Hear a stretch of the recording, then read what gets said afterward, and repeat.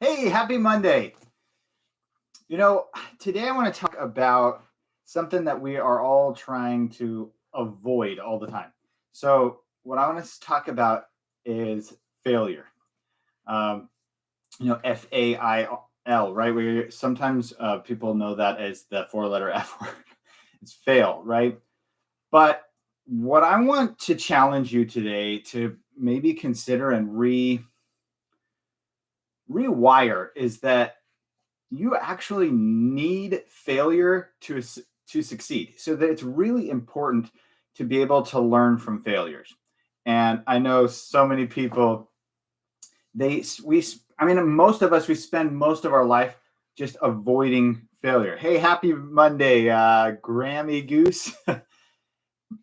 But the thing is, we need to keep pushing forward and we need to use failure as a stepping stone toward success. So, most really successful people, the thing is, they have more failures than they have successes, and they have a whole lot more failures than the people that don't have that level of success. Because what happens is the more, and this is gonna sound kind of encouraging, or discouraging, but stay with me. The more action you take, the more things you do, we'll just say, the higher the chance of failure, but the higher the chance of success as well. You know, when we shift our perspective to thinking of failure as a stepping stone instead of this something that has harmed us, something that has held us back. I like to think of failure as delayed success. It's part of the ladder, it's part of the steps toward success. Now, I know everyone throws the word success around, right? Success means something different to everyone, it's personal. So, success to some people could be money, it could be fulfillment, it could be relationships, it could be influence, whatever it is. Success means something different. But the the fact remains the same that failure is crucial and necessary to get where you want to go. If we avoid most, or if we just spend most of our life avoiding failure, then what is going to end up happening in our life, right? So our brains are wired, like we're hardwired to resist and do everything we possibly can to avoid that failure. But if we can rewire and we can actually think deeply about how certain failures have helped us in our life. And I know it's hard. That's a really hard pill to swallow. Failure has brought me to where I'm at. But it's true. It's true for everyone. So I'll give you an example. So when my son was 8 years old, he was diagnosed with leukemia. And he's 8. It was devastating to us. And I felt like I'd failed him. I felt like I'd failed my family. I felt like I had failed as a parent. I had failed to keep him healthy. And that was a hard pill for me to swallow and for my wife. We both felt like we had completely failed him. We had completely screwed up. But the thing is, over time, he started to get better and we started to learn what he needed to really thrive and to get through what he was going through. And here's the kicker. At one point, my wife and I, it was about, I don't know, 6 to 9 months in this, and we had realized that there were things that we could do to help keep him healthier, to help pull him out of this, and to really help him thrive. A lot of people, they talk about surviving cancer, but they don't talk about thriving through cancer. They talk about how, well, we got through it, but to me, it was like, that's not enough. I don't want him to just survive leukemia. I want him to thrive. I did not accept that he was just going to make it through and, limp through the rest of his life. That was not an option for me. And it wasn't for my wife either. We decided, we want him to thrive. And so as we started to learn things, and as we started to fail, and his test results were weird. I mean, he was like the king of test results, but or weird test results. But I won't bore you with all the details. But as we started to go through this journey, and it seemed like it was one failure after another, he finally started to pull out, and we started to realize, you know what? If we can get through this, we can get through anything. So we realized that failure was actually something that helped us persist. It helped us realize that we were we were stronger, and our son was stronger than we gave him credit for. The other benefit to it, and it's it sounds morbid to say that we benefited from our son's illness, but bottom line, me and my family are more healthy now than we've ever been in our life, and it was thanks to a failure. It was because of something that we failed in. And now we've not only are we healthier than we've ever been, me and my wife have lost a lot of weight. We're on certain we've kind of turned our life upside down when it comes to health. But what it has also helped us do is people have come to us and asked us how we've gotten to this point, what are some things that they can do to help them become healthier. And so my son's sickness not only gave us more resilience, not only made us realize we can get through anything, not only made us more healthy as a family, it also made it to where we could reach out and help our community.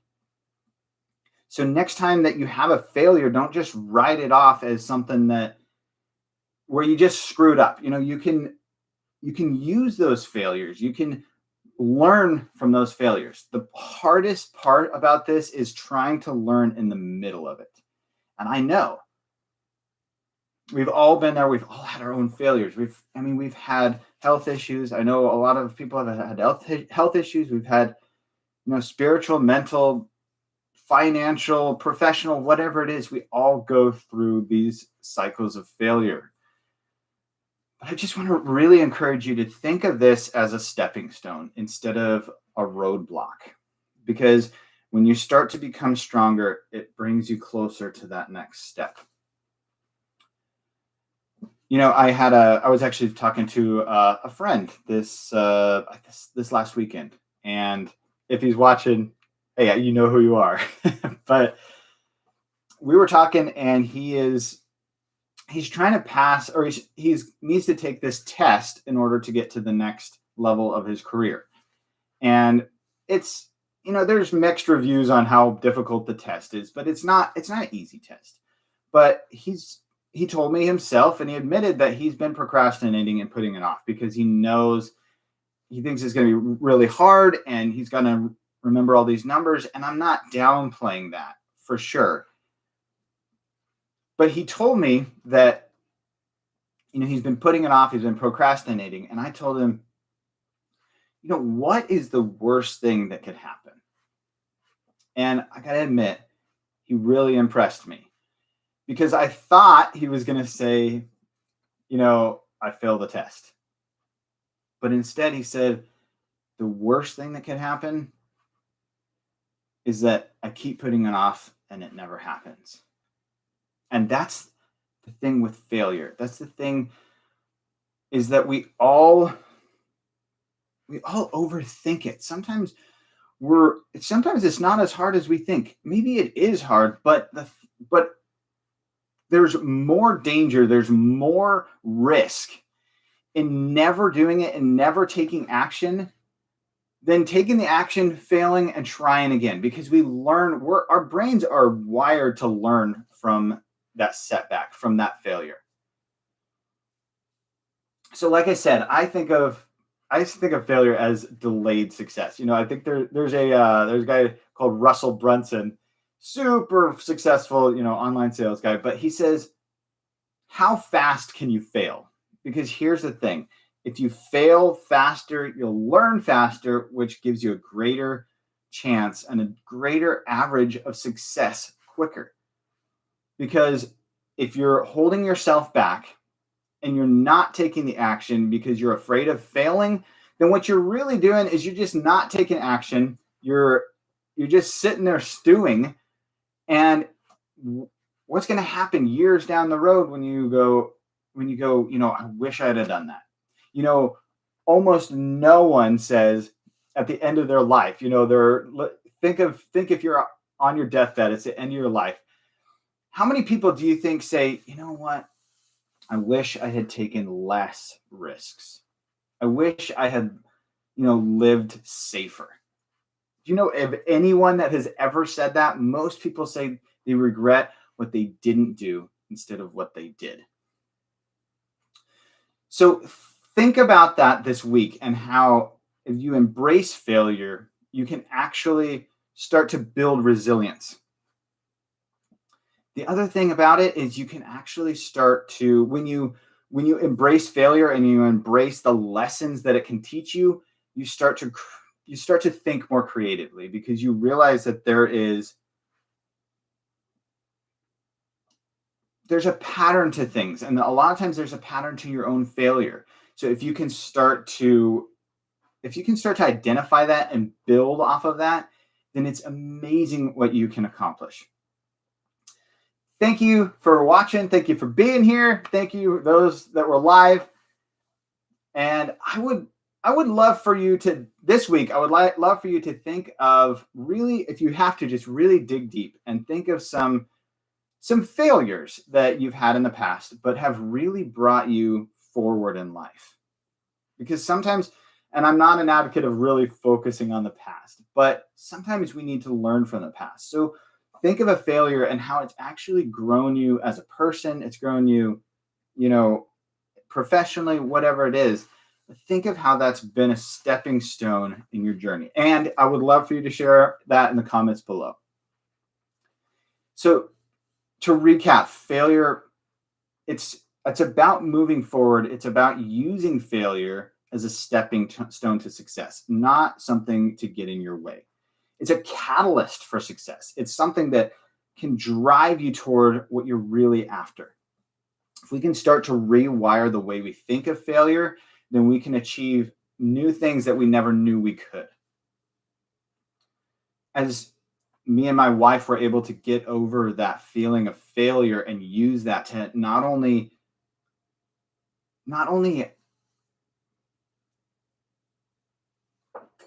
be better ourselves, I guess, not only to increase our health and to bring our son to a new level, we were able to help other people. We were able to reach out to our community.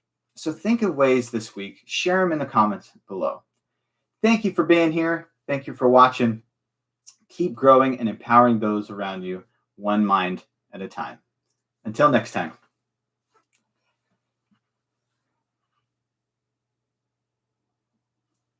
Bye.